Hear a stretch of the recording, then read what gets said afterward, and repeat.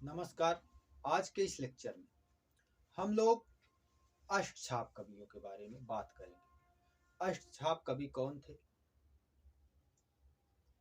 ये किनके शिष्य थे, इन्हें क्या कहा जाता है, इनका साहित्य में क्या योगदान रहा है, सब पर चर्चा हम लोग इस अगले 3-4 मिनट के लेक्चर में करेंगे। छोटे से इस वीडियो में हम लोग पूरा संपूर्ण जानकारी अपनी परीक्षा के लिहाज से देखेंगे। तो बात आती है अष्टछाप कवियों में। अष्टछाप कवि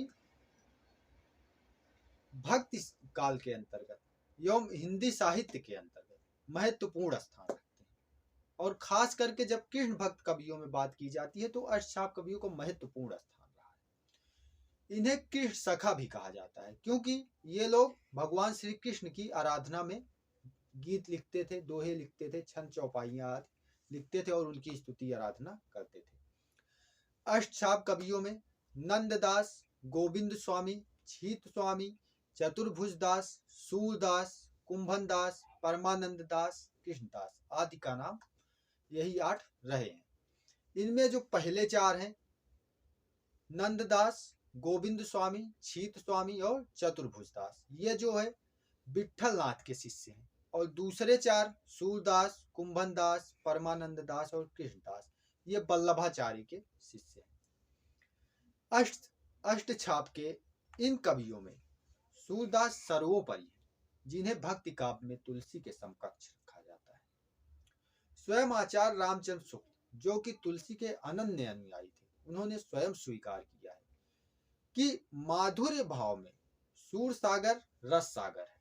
अर्थात जो सूर सागर है ये सूरदास की रचना का, उनके कविताओं का, उनके काव्य का संकलन है।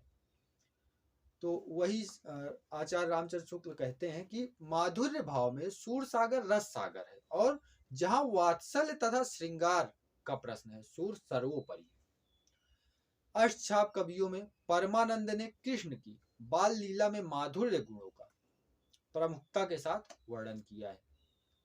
नंददास विद्वान कवि हैं, उनके भंवर गीत में हमें शास्त्र ज्ञान का परिचय देखने को मिलता है, अर्थात उनकी भाषा में हमें पंडिताऊपन देखने को मिलता है।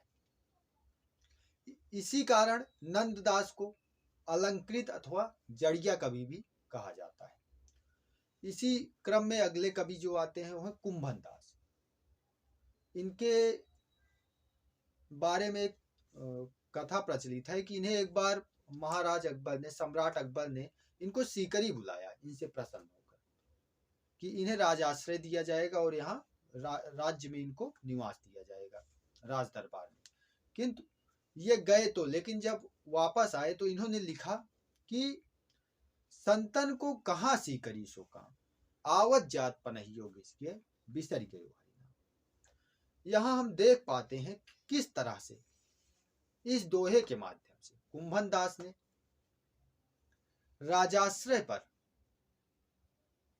निषेध किया है।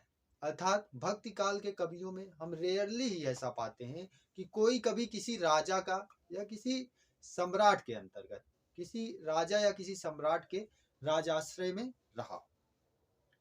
ये रहा छोटा सा वीडियो जिसके अंतर्गत हमने अष्टछाप कवियों के बारे में देखा है, और आई होप आपको अच्छा लगा होगा। पसंद आया हो तो लाइक करिए, सब्सक्राइब करिए, शेयर करिए। मिलते हैं फिर किसी ऐसे ही लेक्चर में, तब तक के लिए stay safe, stay connected. Thank you.